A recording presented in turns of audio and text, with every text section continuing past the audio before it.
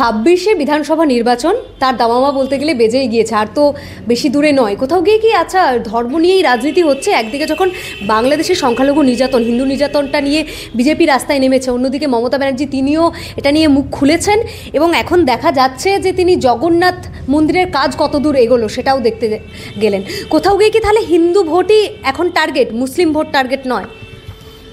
দেখো, একটা বিষয় হচ্ছে শুধু 26-এর নির্বাচন বলে তো নয়, পশ্চিমবঙ্গে বিজেপির উত্থান হওয়ার পর থেকে আজকের দিন পর্যন্ত যতগুলো নির্বাচন হয়েছে সব নির্বাচনের বৈতরণী তৃণমূল হোক বা বিজেপি হোক যেভাবে পার হয়েছে সেটাই হিন্দু মুসলিম বা ধর্মীয় উন্মাদনার রাজনীতির মধ্য দিয়েই পার হয়েছে। সেটা 2019 সালের নির্বাচন হতে পারে, 2024-এর লোকসভা হতে পারে, বা 21-এর বিধানসভা হতে পারে, বা আগামী যে 26-এর বিধানসভা নির্বাচন আসছে সেই নির্বাচনেও এই বিজেপি এবং তৃণমূল দুটি রাজনৈতিক দলের কাছেই জনগণের জন্য যে বলবার জন্য যে কথাগুলো, সেই কথাগুলো কিছু নেই। তাই তারা আবার সেই ধর্মীয় উন্মাদনার মধ্য দিয়ে আবার নির্বাচনী বৈতরণী পার হতে চাইছে।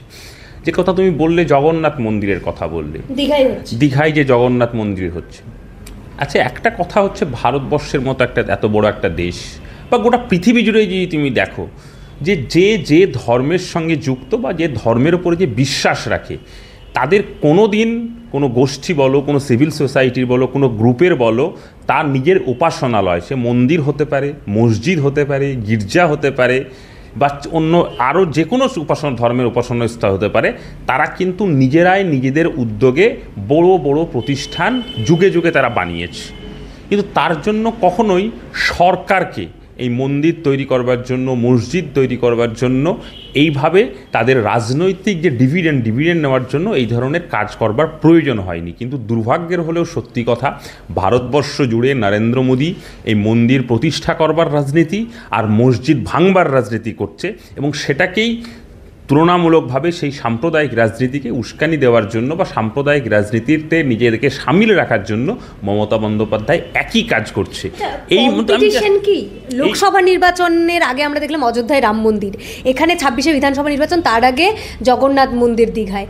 কোথাও গিয়ে কি তাহলে মানে এখন কি ধর্ম নিয়ে কম্পিটিশন হচ্ছে, কে কত বেশি ধার্মিক? একদম কম্পিটিশন তো বটেই। কম্পিটিশনটা হচ্ছে, এদের কম্পিটিশন হওয়া উচিত ছিল যে একটা নির্বাচিত শাসকের কম্পিটিশন হওয়া উচিত ছিল যে ভারতবর্ষের মতো একটা ফেডারেল স্ট্রাকচারের যে দেশ, সেই দেশে রাজ্য সরকার বা কেন্দ্র সরকারের মধ্যে কম্পিটিশন হতে পারত যে কোন সরকার আসলেই জনগণের পক্ষে কথা বলছে, কর্মসংস্থানের পক্ষে তাদের ভূমিকা কী, শিক্ষার ওপরে তাদের ভূমিকা কী, স্বাস্থ্য ব্যবস্থার ওপরে কী ভূমিকা তাদের কী, কৃষি ব্যবস্থার ওপরে কী ভূমিকা, এই জায়গাগুলো তাদের মধ্যে নেই। এবং তারা আসলে এই গত কয়েক বছরের মধ্যে কোভিডের সময় আমাদের গোটা দেশের মানুষের কাছে একটা জিনিস প্রমাণ হয়ে গেছে যে আমাদের দেশের স্বাস্থ্য ব্যবস্থা, রাজ্যের যে স্বাস্থ্য ব্যবস্থা, তার যে বেহাল অবস্থা সামনে এসেছে কোভিডের সময়। আমরা দেখেছি যে আমাদের পশ্চিমবঙ্গের সাধারণ যুব সমাজের হাতে কোনো কাজ নেই, নতুন কোনো শিল্প তৈরি হয়নি, হাজার হাজার লক্ষ লক্ষ যুবক দক্ষিণ ভারতের রাজ্যগুলোতে তারা কাজের জন্য চলে যায়, এমনকি মধ্যপ্রাচ্যের দেশগুলোতে চলে যায়, নতুন কোনো শিল্প স্থাপন হয়নি। এখনও কলকাতার ধর্মতলার রাস্তার দিকে তাকিয়ে গেলে দেখবে যে বেকার যুবক তাদের ন্যায্য চাকরির দাবিতে এখনও অবস্থান বা আন্দোলনের সঙ্গে সামিল হয়ে আছে। মাঝে মাঝেই কলকাতার রাস্তায় ন্যায্য চাকরির দাবিতে যুবকদের মিছিল বের হয়। এবং ভারতবর্ষের স্বাধীনতার প্রায় 77 বছর পরে গোটা দেশ জুড়ে বেকারত্ব শীর্ষ জায়গায় গিয়ে পৌঁছেছে। এই কোনো বিষয়গুলোতে কনসার্ন নরেন্দ্র মোদীর বিজেপিও নয়, মমতা বন্দ্যোপাধ্যায় তৃণমূল কংগ্রেসও নয়। তাই তৃণমূল আর বিজেপি যে ভোট রাজনীতির যে ইস্যুগুলো, চাকরি হওয়া উচিত, শিক্ষা হওয়া উচিত, কাজ হওয়া উচিত, রুটি রুজি হওয়া উচিত, সেই জায়গাগুলোকে ভুলিয়ে দেওয়ার জন্য ওরা মন্দির মসজিদের রাজনীতি করতে চায় বা হিন্দু মুসলমানের রাজনীতি করতে চায়, অর্থাৎ জনগণকে ভাগ করে দেওয়া, বিদ্বেষের রাজনীতি, বিভাজনের রাজনীতিতে প্রকৃতি ইস্যুকে ভুলিয়ে দিতে চায়। কিন্তু ভারতবর্ষের মানুষ, তারা তো সচেতন মানুষ বলেও যে লোকসভা নির্বাচনের আগে যে কোটি কোটি টাকা খরচ করে যে রাম মন্দির, ভারতবর্ষের একটা ধর্মনিরপেক্ষ রাষ্ট্রের প্রধানমন্ত্রী হওয়া সত্ত্বেও সেই রাম মন্দির নিয়ে, তার উদ্বোধন নিয়ে যে প্রধানমন্ত্রীর ভূমিকা, সেই সবগুলো নিয়েই লোকসভা নির্বাচনে নরেন্দ্র মোদী 400 সিট পার করতে চেয়েছিলেন। গোটা ভারতবর্ষ জুড়ে তো 400 সিট তার মেলেইনি, একক সংখ্যাগরিষ্ঠতাও মেলেনি। আবার উল্টো দিকে দাঁড়িয়ে থেকে যে অযোধ্যার রাম মন্দির ঠিক যে জায়গাটাতে, সেই ফৈজাবাদ লোকসভা কেন্দ্রেও কিন্তু বিজেপিকে হারতে হয়েছে। তার মধ্য দিয়ে একটা বার্তা তো ভারতবর্ষের ধর্মনিরপেক্ষ মানুষ, শুভবুদ্ধি সম্পন্ন মানুষ নরেন্দ্র মোদীর কানে আঙুল দিয়ে দেখিয়ে দিয়েছে যে রুটি রুজির কথা বলো, ত্রুটি রুজির কথা বলতে হবে, জনগণের শিক্ষা, স্বাস্থ্য, কর্মসংস্থানের কথা বলো। আমি কানে আঙুলটা খুব স্পষ্টভাবেই বলেছি, কারণ এরা দিবানিদ্রায় থাকে। জনগণ গোলযোগ করে, জনগণ চিৎকার করে। যেমন কৃষকদের আন্দোলনের সময় 1 বছর ধরে কৃষক যেভাবে চিৎকার করেছে, কৃষকদের ন্যায্য কথাবার্তা বলেছে, সেই সময় ওরা জেগে জেগে ঘুমিয়েছিল, ওরা কৃষকদের যন্ত্রণার কথা শুনতে পায়নি। অমিত শাহর পুলিশ পাঠিয়ে কৃষকদেরকে খুন করেছে। তাই এদের কাছে একদম কানের কাছে গিয়ে চিৎকার করে ভারতবর্ষের মানুষ বুঝিয়ে দিয়েছে যে ধর্ম নিয়ে রাজনীতির মধ্য দিয়েই আসলে ভারতবর্ষের নির্বাচনের বৈতরণী বারবার পার হওয়া যাবে না। কিন্তু মমতা বন্দ্যোপাধ্যায়ের কাছে একই রকম। মমতা বন্দ্যোপাধ্যায়ের কাছে পশ্চিমবঙ্গ জুড়ে কোনো অন্য অপশন নাই। পশ্চিমবঙ্গের যুবকদের কাজ হয়নি, শিল্প নেই, পশ্চিমবঙ্গের কৃষকদের অবস্থা তথৈবচ অবস্থা, পশ্চিমবঙ্গের নারীদের নিরাপত্তা নাই, যাই কামদুনি থেকে আর্যিকর প্রতিদিন প্রমাণ করে দেয়। তাই মমতা বন্দ্যোপাধ্যায়কেও রাজনীতিতে তার অস্তিত্ব প্রমাণ করবার জন্য, রাখবার জন্য তুলনামূলক যে সাম্প্রদায়িক রাজনীতি, যে রাজনীতি বিজেপির শুভেন্দু অধিকারী করছে, সেই রাজনীতি মমতা বন্দ্যোপাধ্যায় সেই রাজনীতির চাষই করছে। আবার মমতা বন্দ্যোপাধ্যায়ের দলেরই কিছু একদম জোকার কিছু বিধায়ক আছে, আমার মুর্শিদাবাদ জেলারই বিধায়ক, তারা আবার নতুন করে স্লোগান তুলছে কি আমি একটা বাবরি মসজিদ মুর্শিদাবাদে বানাবো। আবার আরেক কোন সন্ত মহারাজ সে আবার বলছে নাকি মুর্শিদাবাদের ব্লকে ব্লকে মন্দির বানাবে। তো মুর্শিদাবাদে প্রচুর মন্দির আছে, প্রচুর মসজিদ আছে, সেখানে উপাসনা করবার মানুষেরও অভাব নেই। কিন্তু এই ধরনের দায়িত্ব জ্ঞানহীন জোকাররা, যারা মন্দির আর মসজিদের মধ্য দিয়ে মুর্শিদাবাদের মানুষের সমস্যা, পশ্চিমবঙ্গের মানুষের সমস্যা ভুলিয়ে দিতে চায়, মানুষ তাদেরকে সজাগ দৃষ্টিতে লক্ষ্য রাখছে। একদম আমি এই প্রসঙ্গে আসছিলাম যে কেউ তো কম যায় না। একদিকে যখন মমতা ব্যানার্জি দীঘায় জগন্নাথ মন্দির তৈরি করছেন, তিনি নিজেই বলেছেন যে পুরোটাই সরকারের টাকাই হয়েছে, 250 কোটি টাকা এখনও অবধি খরচ হয়েছে। অন্যদিকে ভরতপুরের বিধায়ক হুমায়ুন কবির তিনি বলছেন যে তিনি বাবরি মসজিদ বানাবেন। এগুলো কি উস্কানি দেওয়া নয়? দেখো, মুর্শিদাবাদ জেলায় এই মুহূর্তে দাঁড়িয়ে থেকে প্রচুর কাজের কথা আছে, যা বিধানসভায় বলবার মতো বিষয়গুলো আছে। মুর্শিদাবাদ যে বিশ্ববিদ্যালয় তৈরি হয়েছে তার পরিকাঠামো এখনও গড়ে ওঠেনি। মুর্শিদাবাদ জুড়ে মানে লক্ষ লক্ষ পরিযায়ী শ্রমিক প্রতিদিন রাজ্যের বাইরে চলে যাচ্ছে। মুর্শিদাবাদে যে শিল্পের সম্ভাবনা একটা তৈরি হয়েছিল বামফ্রন্ট সরকারের শেষের দিকে, যে জায়গা এখনও পড়ে আছে, তার একটা ব্যবস্থা করা যায় কি না, সেই ধরনের কথাগুলো বিধানসভায় বলবার ছিল। বিধায়কগুলোর দায়িত্ব সেটাই ছিল। কিন্তু আসলে জোকাররা যখন বিধায়ক হয়ে যায়, তখন জোকারের কাজকর্মগুলো করে নির্বাচনী বৈতরণী পার হওয়ার জন্য হিন্দু মুসলমানের রাজনীতির মধ্য দিয়ে।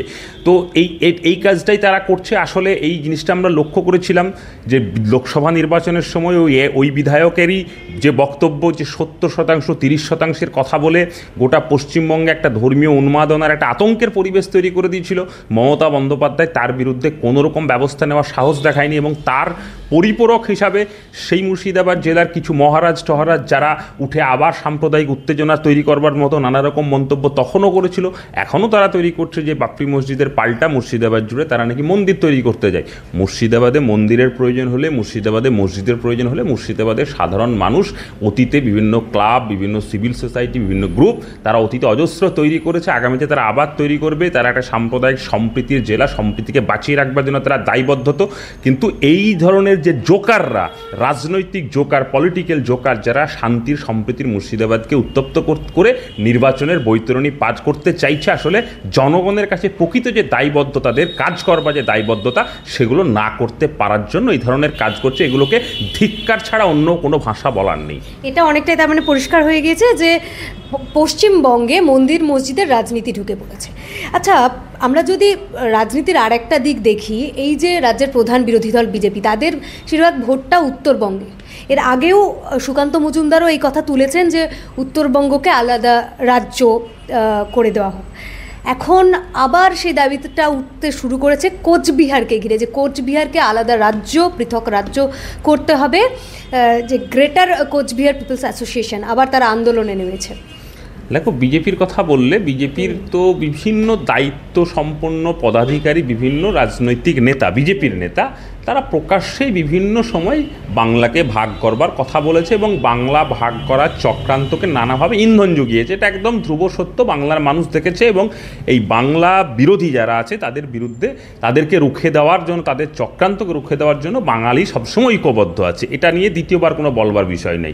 আর এই গ্রেটার কোচবিহারের মধ্য দিয়ে যে কোচবিহারকে আলাদা রাজ্য তৈরি করবার জন্য যে আন্দোলন, সেই আন্দোলন শুধুমাত্র তো গতকালকে হয়েছে, বাট এরকম নয়, মাঝে মাঝে এই আন্দোলনকে উস্কে দেওয়া হয় বিভিন্ন রাজনৈতিক শক্তি তাদের রাজনৈতিক লাভের জন্য। আর এই বিষয়ে যারা আমি দেখছি আমাদের রাজ্যের শাসক দল, বিভিন্ন সংবাদ মাধ্যম সূত্রে তারা বলছে তারা নাকি বাংলা ভাগের বিরুদ্ধে, বাংলাকে ঐক্যবদ্ধ চায়। কিন্তু আমরা লক্ষ্য করেছি, বাংলার সাধারণ মানুষ লক্ষ্য করেছে, এই ধরনের বিভিন্ন রকম বিভেদকামী শক্তি বা এই বিভেদকামী শক্তিগুলোর মাথার সঙ্গে মমতা বন্দ্যোপাধ্যায়ের সরাসরি সখ্য, সরাসরি সম্পর্ক। আসলে বিজেপি যে কাজটা মাথা উঁচু করে তাদের নিজস্ব যে বাংলা বিরোধী এজেন্ডা, সেই এজেন্ডার মধ্য দিয়ে প্রকাশ্যে বলে বাংলাকে ভাগ করার কথা, আর এই ধরনের শক্তিকে তৃণমূল কংগ্রেস বা মমতা বন্দ্যোপাধ্যায় তাদের নির্বাচন এবং ভোটের লাভের জন্য বারে বারে ইন্ধন জুগিয়েছে। এবং এইরকম একটা পরিস্থিতি, এরকম একটা পরিবেশের মধ্য দিয়ে দাঁড়িয়ে থেকে আমরা যারা বামপন্থী রাজনীতি করি, প্রগতিশীল রাজনীতি করি, হ্যাঁ, আমাদের কাছে সত্যি বিষয়টা খুব চ্যালেঞ্জের, বিষয়টা খুব কঠিন। তা সত্ত্বেও আমরা মনে করি যে ভাঙা বুকের যে পাঁজর, সেই পাঁজর দিয়েই আমরা বাংলাকে ঐক্যবদ্ধ রাখবো, বাংলাকে আমরা রক্ষা করব।